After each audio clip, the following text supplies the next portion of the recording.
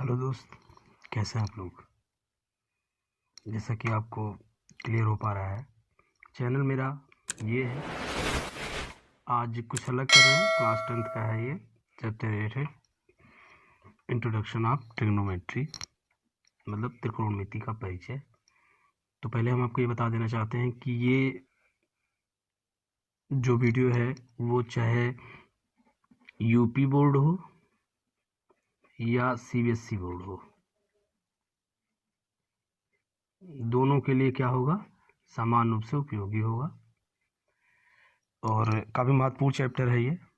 इसके बारे में अगर आपको बताएं तो ज़्यादातर बहुत सारी चीज़ें आप इसके बारे में जानते हैं। लोगों में अफवाह होती है कि चीज़ें कठिन है, ऐसा है नहीं, कुछ काफ़ी सरल है। बट ये है आप उसको सही तरीके से स्टडी करें। देखिए, देर न करते हुए मैं आपको बताता हूँ। देखिए, त्रिकोणमिति के बारे में अगर आप पढ़ रहे हैं तो सबसे पहले एक ट्रिंगल आपके सामने बना होना चाहिए। ट्रिंगल बना होना चाहिए। नामकरण कर लेते हैं ए, बी और सी। ठीक, ये राइट एंगल ट्रिंगल है। यहाँ पे ये 90 अंश का कोण यहाँ बना रहा है। अब चीज़ें आती है, इसी पर सारी चीज़ें होंगी। देखिए, इसको क्या बोलते हैं, हाइपोटेन्यूस बोलते हैं वैसे, और वैसे क्या बोलते हैं, इसको कर्ड बोलते हैं। ठीक, यूपी बोर्ड कर्ड बोलता है और हाइपोटेन्यूस बोलता है सीबीएसई बोर्ड। ये क्या होता है, इसे हम बेस बोल दें या आधार बोलते हैं। इसे हम परपेंडिकुलर बोलेंगे या लंब बोलते हैं। ये चीज़ें होती हैं। अब देर न करते हुए हम आपको बता रहे हैं कि कुछ इसके फलन क्या होते हैं, जिससे हम ये जानेंगे कि ट्रिग्नोमेट्रिक रेशियो कैसे होते हैं, क्या होता है, कौन सी चीज़ें होती हैं। फिर यहाँ पे आप चीज़ों को देख पा रहे हैं, जैसे कि ये। अब देखिए, आगे की तरफ बढ़ते हैं। ये हमारा हो गया ट्रिंगल और ये हमारे रेशियो हैं, यहाँ हमारे फलन है। अब देखिए, इनमें चीज़ों को लिए क्या किया जाता है। आप एक ट्रिक को जानते होंगे, ज़्यादातर चीज़ें ये बताई जाती हैं, बस इसे आप एकदम क्लियर, एकदम दिमाग में अच्छी तरीके से रख लीजिए। ये ट्रिक यूज़ किया जाता है, ये यूज़ किया जाता है। देखिए, इसका मीन्स ये इंग्लिश है, बट कोई इसका इंग्लिश मीन्स नहीं है, अंग्रेजी का कोई मीन्स इसका नहीं है। देखिए, यहाँ ये देखेंगे तो ये हो जाएगा लंब, ये हो जाएगा कर्ड, ये हो जाएगा आधार। ठीक, ये हो जाएगा कर्ड, फिर ये हो जाएगा लंब, और फिर ये हो जाएगा आधार। तो अब यहाँ चीज़ें आपको क्लियर हो गई होंगी कि ये दो वर्ड, ये और ये आपको याद रखने हैं। इसी के आधार पर यहाँ हम चीज़ों को निर्धारित करेंगे। देखिए, जैसे यहाँ पर अगर हम देख रहे हैं कि अगर ये चीज़ें आपको याद हो रही हैं, ये याद हो गई हैं अगर आपको, कि लंब बटे कर्ड, लंब कर्ड आधार, ये तीन ही चीज़ें हैं, इन्हीं तीनों पर ये चीज़ें निर्धारित की जाएंगी। यहाँ आप देखेंगे जैसे दिया है साइन। अब एक चीज़ मैं आपको बता देना चाहता हूँ बहुत क्लियर, कि यहाँ आप देख रहे हैं यहाँ आप जो देख रहे हैं बेटा, कि यहाँ पे ये है। अब यहाँ पे मेन बात आती है कि हम किसे थीटा माने, किसे लंब माने, किसे कर्ण माने। अगर ये अनुपात इधर का इधर कर दिया जाए तो मैं आपको क्लियर बता देना चाहता हूँ, बस इसे आप ध्यान से देखिए। अभी यहाँ पर क्या है, ये आधार है, ये कर्ण है, ये लंब है। तो यहाँ पर मैं आपको चीज़ों को एक बार ही बता देना चाहता हूँ। देखिए, यही चीज़ ऐसे है, ये चीज़ें आपको दिख रही हैं यहाँ पे ए बी सी। यहाँ पे देखिए, यहाँ पर ये था, ये चीज़ यही है। अब हम मान लेते हैं कि थीटा, अभी हमने माना थीटा यहाँ है, ठीक है ना, थीटा यहाँ है।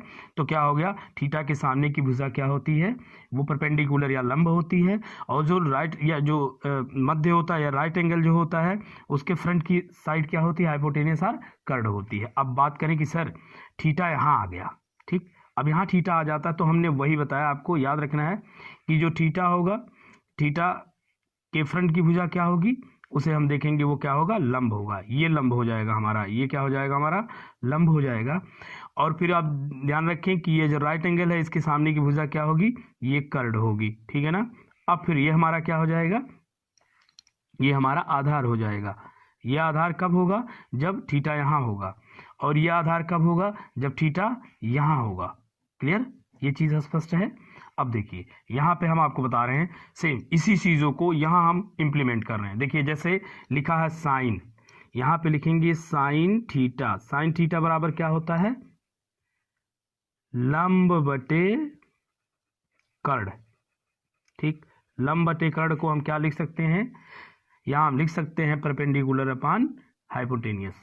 क्लियर, मतलब क्या हो गया, यल के, ये हो गया ना। फिर यहां हम देखेंगे कास थीटा के लिए क्या होगा, आधार बटे कर्ण।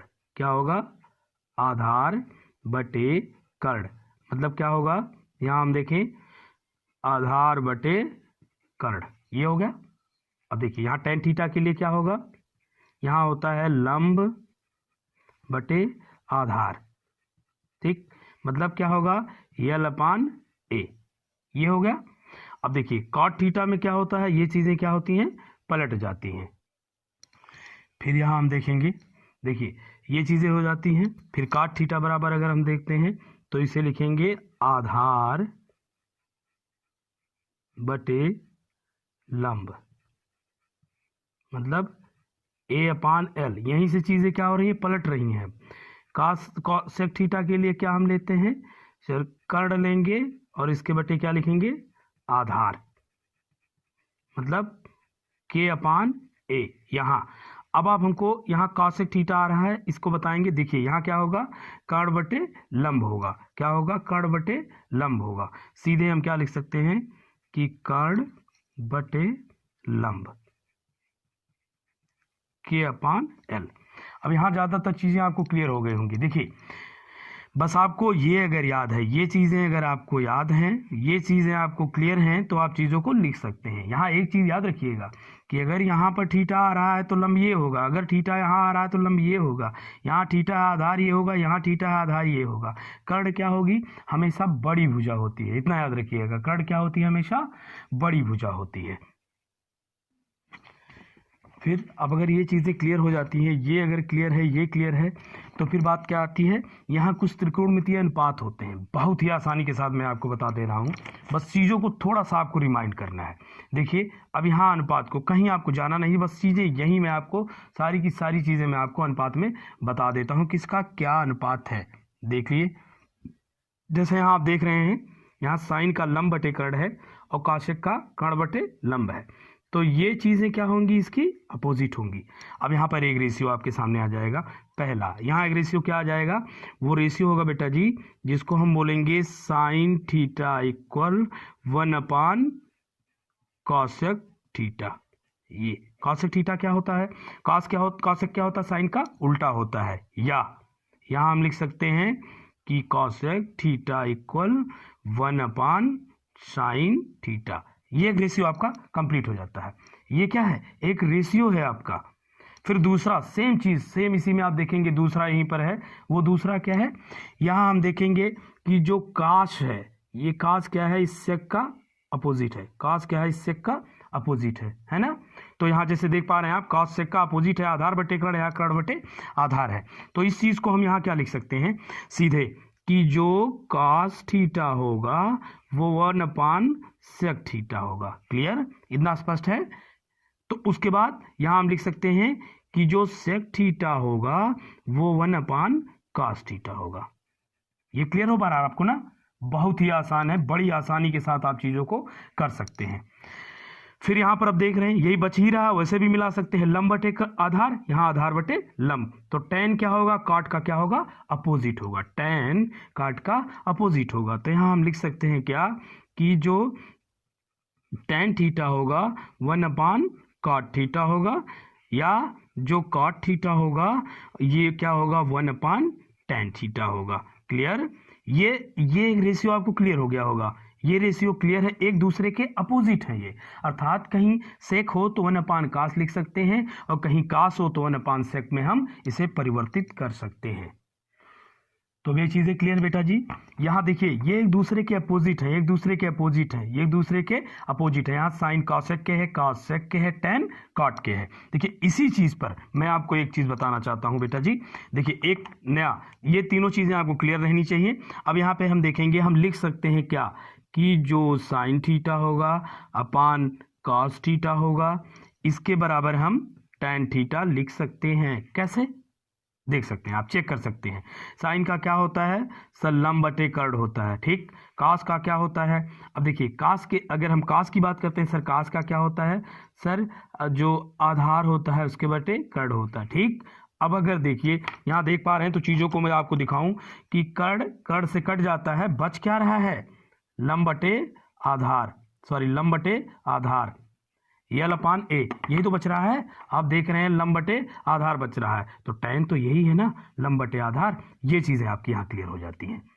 मतलब ये चीज़ एक फार्मूला है आपका कि साइन अपान कास, यदि साइन का कास में भाग दे दिया जाए तो वो बराबर क्या होगा, tan थीटा। अब एक चीज़ यहाँ आपको याद रखना है क्या, और यही आप जानते हैं कि जो कास होगा, कास थीटा अपान क्या होगा, साइन थीटा होगा, तो इक्वल क्या हो जाएगा, ये कॉट थीटा हो जाएगा। कैसे, आपको पता है, आपने यही देखा है कि जो tan है वो काट का क्या है, अपोजिट है।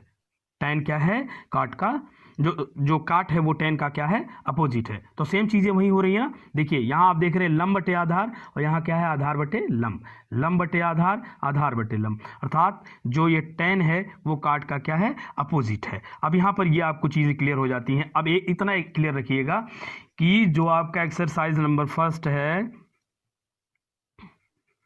एक्सरसाइज नंबर फर्स्ट जो है, उनके लिए इतने फार्मूले क्या हैं, सफिशियंट हैं। एक्सरसाइज फर्स्ट जो होगा उनके लिए ये और ये फार्मूले क्या हैं, सफिशियंट हैं। तो अब एक्सरसाइज 1 की चीज़ें जब आपको बताते हैं, एक्सरसाइज ये जो 1 होगा, मतलब यहाँ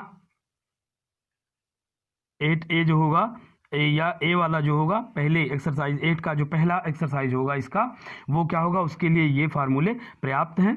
और अब इसके आगे एक्सरसाइज और जो और फार्मूले आपके लिए उपयोगी हैं वो चीज़ें, फिर आपका कि कितना किसका रेशियो होता है, किस एंगल का कितना मान होता है, मैं आपको बड़ी ही आसानी के साथ चीज़ें बताऊंगा ही नहीं, लर्न करा दूंगा।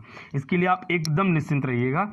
तो अभी आप देखिएगा इसको, ये आपको कैसे लगा, एक बार मैं चीज़ों को फिर से बता देना चाहता हूं। देखिए यहाँ ये जो साइन कास tan का है, इसके लिए बस यही चीज़ पर्याप्त है।